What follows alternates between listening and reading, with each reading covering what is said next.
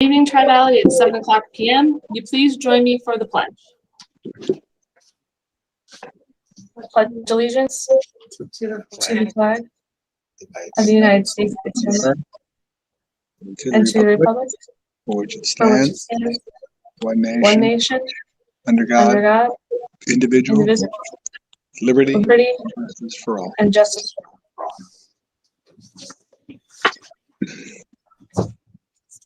Good evening, Tri-Valley. On this cold, wet March evening, we have a pretty short agenda tonight, so we're going to go right to the Superintendent's Report after I conduct a quorum roll call. Joe Colon? Here.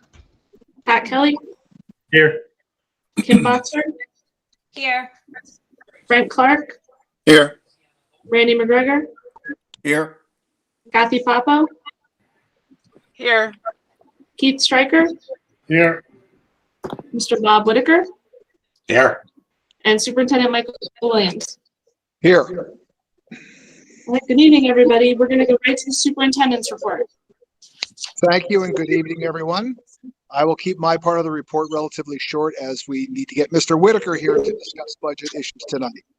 So first, I want to tell everybody that I attended the NISCUS Winter Conference, virtually, of course, on Monday and Tuesday. And all in all, it was a very, very good conference, very well attended, and got some really good information about what schools are dealing with around the state and what school may look like later this year and in September. I will tell you that NISCUS and NISBA have already scheduled in-person conferences for the fall. So they are planning that we're going to be back to a normal or relatively normal school setting, and that we'll be back doing things in person the way we used to do them. So that's a very good sign.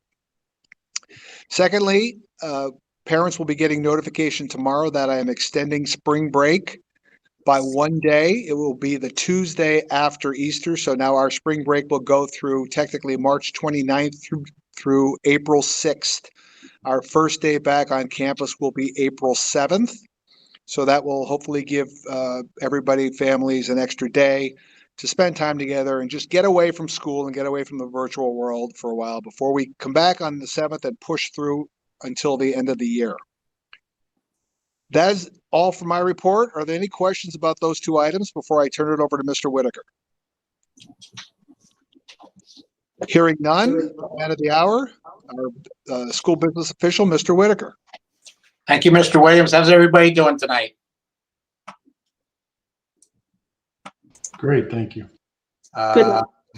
Okay, I think I'm taking my lesson here, and I'm going to bring you up some notes. I'm going to share a screen with you here in a second. And share.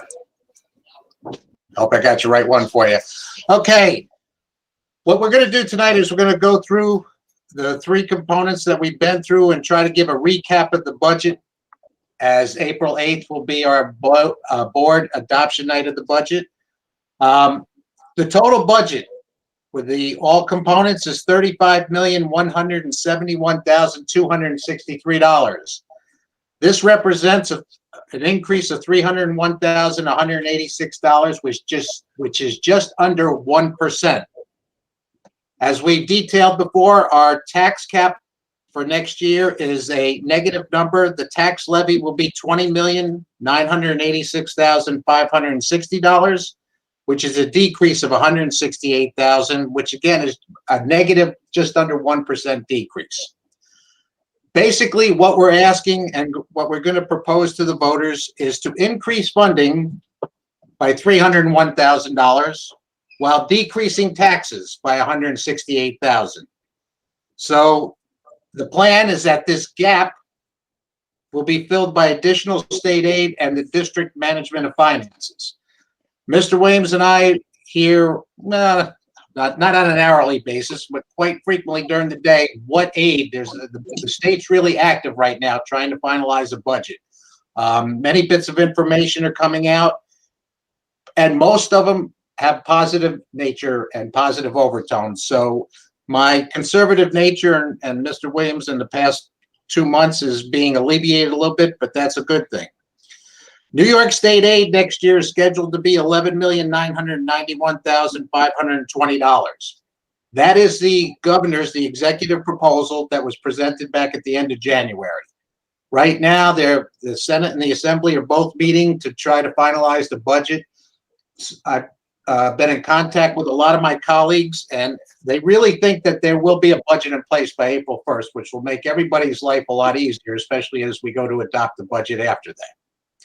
So what are the big changes from all the presentations we had earlier? Going to focus on the program part. I had taken $638,000 of grant money that we normally use to help out with that component, and I put it back in, so it actually reduced that component by $638,000. That was based on basically a lot more positive news than we knew a few weeks ago. It appears that the federal government has got their self straightened out pretty well. They're committed to education, so we feel pretty comfortable putting that back in. In the administrative, there's small changes in the administrative and capital components, basically to do with the teachers union, TESA, and the administrators union and confidential management agreements. No major change, just a few dollars here and there. But also in the capital component, since we presented it, the fuel bid was accepted. Basically, it fell right in line where we thought it was going to be. It was a small increase of about 6%, which sounds like a lot, but fuel, it was very volatile at the time, so that actually worked out pretty well. Just what's coming up, our budget adoption is due on the next board meeting, April 8th. I will encourage all board members to contact Mr. Williams and I right throughout the break, and anytime you have any questions, you have any concerns about the budget, I want to make sure that you're comfortable with the budget as comfortable as we are. So that's our goal here. And New York State, once again, that budget is due by April 1st, and we really feel that they're working towards that. Any questions on that portion? Okay, Dan, how would I stop presenting? Okay, let me share.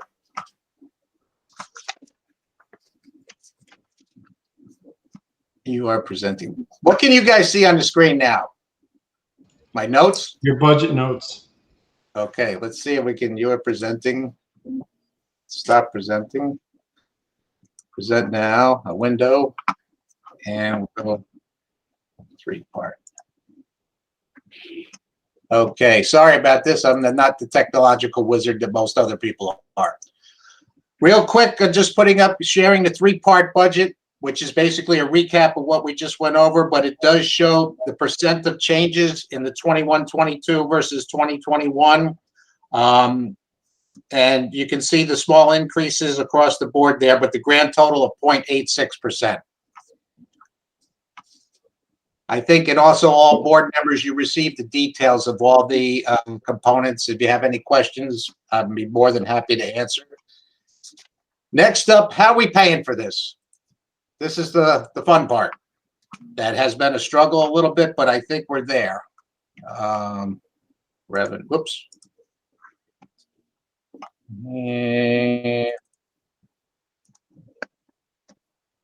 Okay.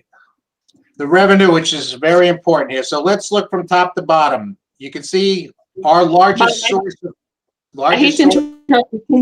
Can you scroll in to make it a little bit larger? Yeah, let's see how that works. Where's Dan? Sorry. Dan was going to tell me how to do that.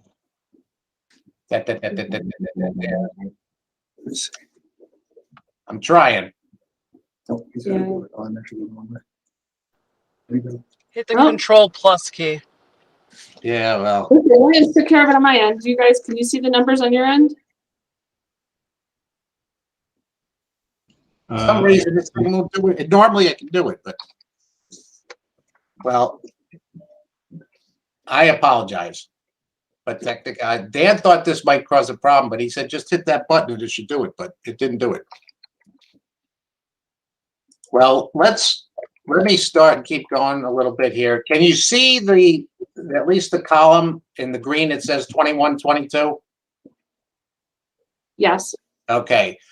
So if we start at the top, the $20 million, which is a decrease in taxes of about 168,000, obviously is the largest part of our revenue stream. Going down, some of the changes, our pilots are up a little bit. Interest and penalties will be up a little bit based on our taxes that over the course of time, they seem to be going up again. People aren't paying their taxes on time. Interest and earnings, this is key. This is one that my office and the people I work with have been very diligent. We stay on top of this.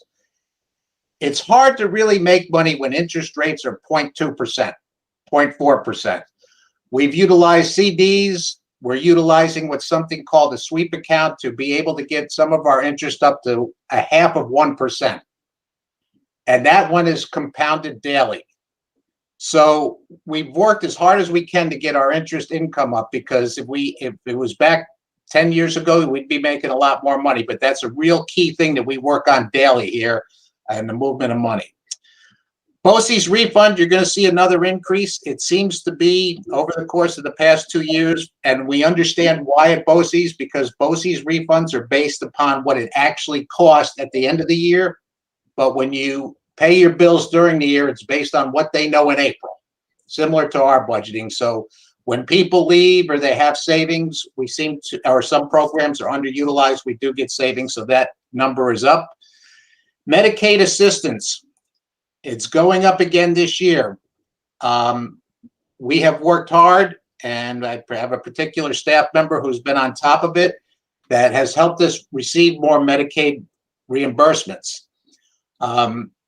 Also, to let you know, both of our social workers have made the effort so that they can put in for claims when they do some work. So that number may actually be higher than that, but the district has worked very diligently to try to get as much income from every area they can, and the people that work here are willing to do everything they can to help out. Then you see the state aid, which we talked about earlier. And when we look at that applied fund balance, that's the key number. What leftover money from this year are we going to have available to support next year's budget?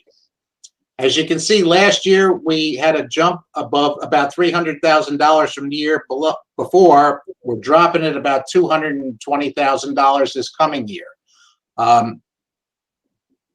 And that's fund balance management. You know, you don't see huge fluctuations. You can see some districts that'll go 4 million one year, 2 million, you know, they're fluctuating a lot.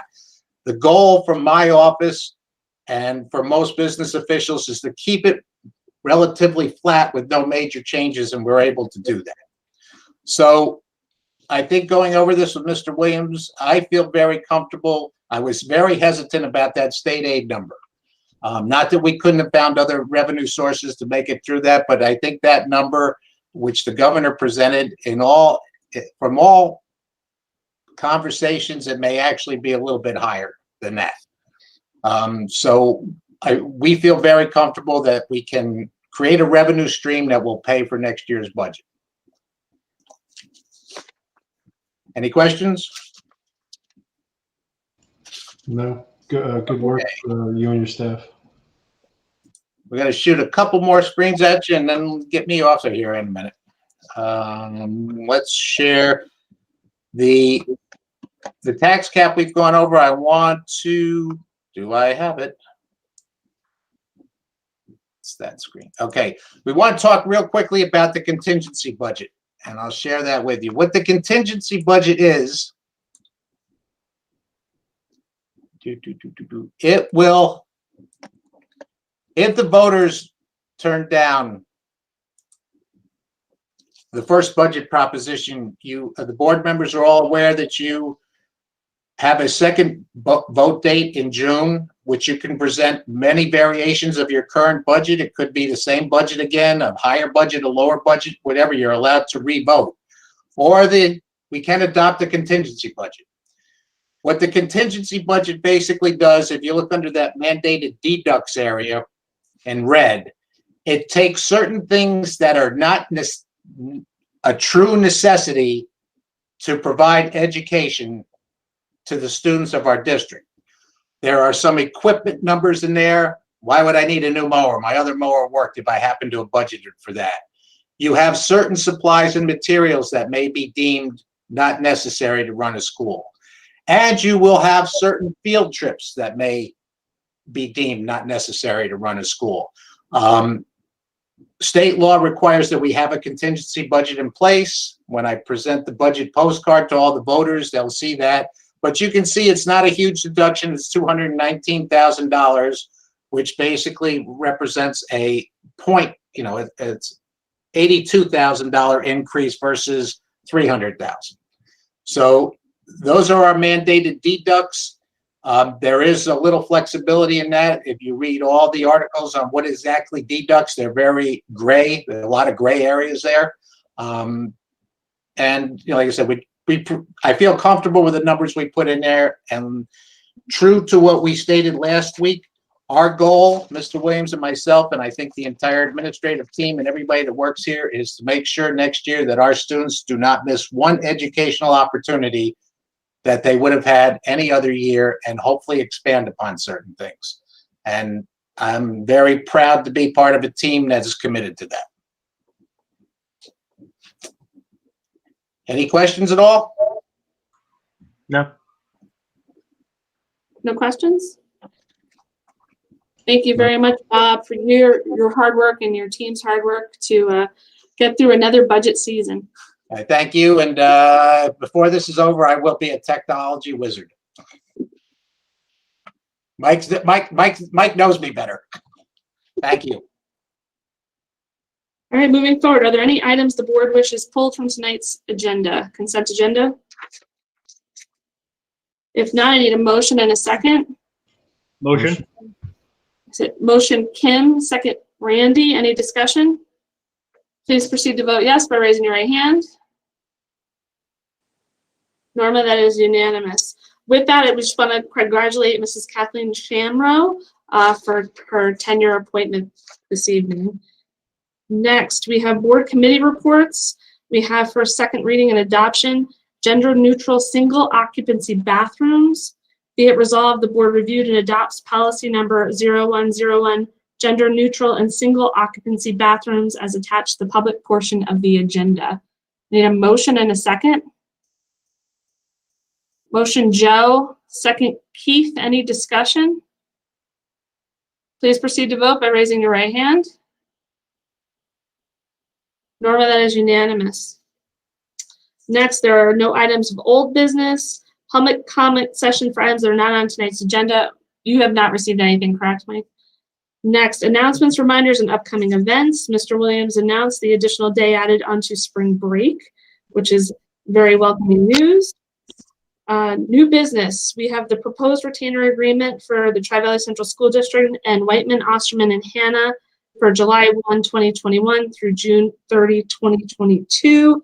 Be it resolved, the board approves the proposed retainer agreement between the Tri-Valley Central School District and Whiteman, Osterman, and Hannah for the period July 1 through 2021 through June 30, 2022 for the annual retainer fee of $30,000. I need a motion and a second. Motion Randy, second Pat.